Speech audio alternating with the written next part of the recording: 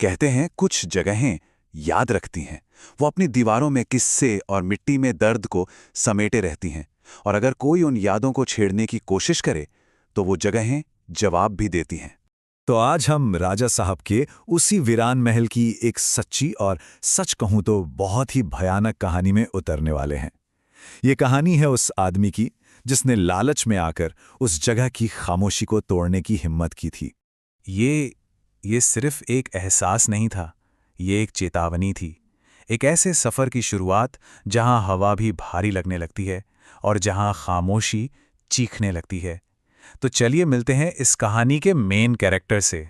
देखिए, हर बुरी कहानी की शुरुआत ना अक्सर एक गलत फैसले से होती है, और रवि के लिए ये फैसला लालच से भरा था। एक ऐसा ऑफर जिसे वो ठुकरा ही नहीं सका, भले ही इसकी कीमत उसकी अपनी रूह ही क्यों ना हो। तो ये रवि नायडू है कौन? असल में वो कोई मामूली गुंडा नहीं है। वो अपने काम में माहिर है, अकेला काम करता है और अपने लक्ष्य पर पूरी तरह से फोकस्ड रहता है। उसकी दुनिया बहुत सीधी है, पैसा और काम। इमोशंस या फिर अफवाहों के लिए उसकी लाइफ में कोई जगह नहीं है। रवि के लिए ये सिर्फ एक और काम नहीं था, नहीं, ये एक लॉटरी थी। एक ऐसा मौका जो उसे हमेशा के लिए इन छोटे-मोटे कब्जों के काम से आजाद कर सकता था। और बस इसी एक मौके के लिए उसने हर चेतावनी को नजरअंदाज कर दिया। और उसका ये सफर सिर्फ एक जगह से दूसरी जगह तक का नहीं था। असल में ये जानी पहचानी दुनिया से निकलकर एक ऐसी जगह में दाखिल होना था जहां प्रकृति के नियम भी बदल जाते हैं। हर एक कदम उसे उस हकीकत के और करीब ले जा रहा था जिसका वो मजाक उड़ाया करता था। जैसे ही रवि महल में दाखिल होता है ना, कहानी का फोकस उससे हटकर उस जगह पर आ जाता है। महल की खामोशी कोई आम शांति नहीं थी, बिल्कुल नहीं। ये भारी थी, दम घोटने वाली थी। यहां पर गौर करने वाली बात यह है कि खतरा सामने आने से पहले ही खतरे का एहसास शुरू हो जाता है। गेट की हालत, आवाज का अचानक से यूं गायब हो जाना और सबसे डरावना उन पेंटिंग्स की खुरची हुई आंखें, ये सब साफ संकेत थे कि इस जगह पर किसी की बुरी नजर है। और ये था पहला सुपरनैचुरल अनुभव।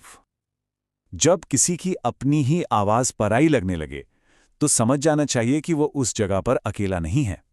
ये महल की पहली प्रतिक्रिया थी, एक चेतावनी कि उसकी खामोशी को तोड़ा ना जाए। अब रवि को कुछ ऐसी चीजें मिलती हैं जो सिर्फ चीजें नहीं हैं, वो उस महल के हिंसक इतिहास और उसमें कैद श्राप के फिजिकल सिंबल हैं, उसके प्रतीक हैं।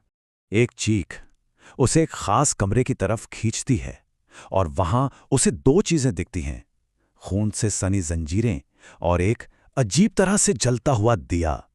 ये कोई संयोग नहीं था, नहीं, ये तो उस कहानी को जानने का एक बुलावा था जो वहां दफन थी।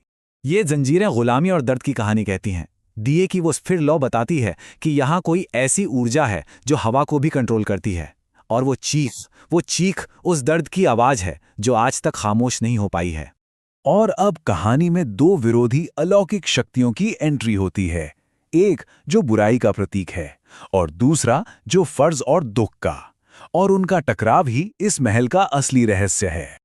ये वो पल था जब रवि सिर्फ एक देखने वाला नहीं रहता, बल्कि कहानी का हिस्सा बन जाता है। दिए का बुझना और उस आवाज का आना, ये इस बात का सबूत था कि उस शक्ति ने अब रवि को देख लिया है और उससे सीधे बात कर रही है।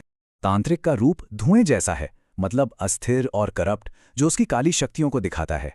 वहीं दूसरी तरफ राजा जंजीरों में है, जो ये बताता है कि वो अन्याय का शिकार हुआ है, लेकिन उसकी आंखों में शक्ति है जो उसके धर्म और कर्तव्य को दिखाती है। अब रवि के सामने वो घटना घटती है जिसने इस महल को हमेशा के लिए बदल दिया था।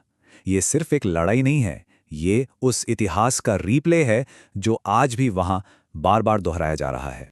ये कोई साधारण बदला नहीं था, ये धर्म और अधर्म की लड़ाई थी। तांत्रिक ने सिर्फ राजा को मारा नहीं, उसने एक ऐसा अनुष्ठान किया जिसके जरिए दोनों की आत्माओं को हमेशा के लिए उस जगह से बांध दिया। और फिर तांत्रिक रवि पर हमला करता है। अंधेरा ये सिर्फ रोशनी की कमी नहीं है, ये वो एहसास है जब कोई किसी की आत्मा को उसके शरीर से बाहर खींच रहा हो, जब किसी का अपना वजूद ही मिटने लगे। और ठीक इसी पल राजा की आत्मा बीच में आती है।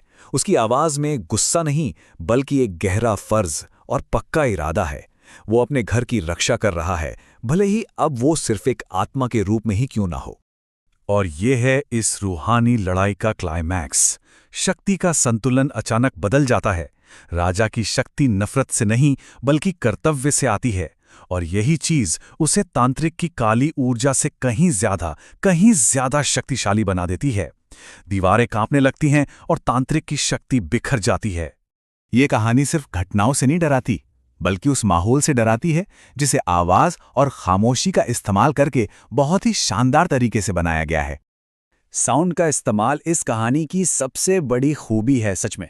पहले तो वो अननेचुरल खामोशी डर पैदा करती है, फिर खुद की ही आवाज़ का पराया हो जाना बेचैनी बढ़ाता है, और आखिर में एक खास दिशा से आने वाली चीख डर को एक ठोस रूप दे देती है। ये साउंड का बहुत ही असरदार इस्तेमाल है। आखिर में रवि अपनी जान बचाकर भाग जाता है, लेकिन महल वहीं रहता है, अपने रहस्यों और अपनी आत्माओं के साथ।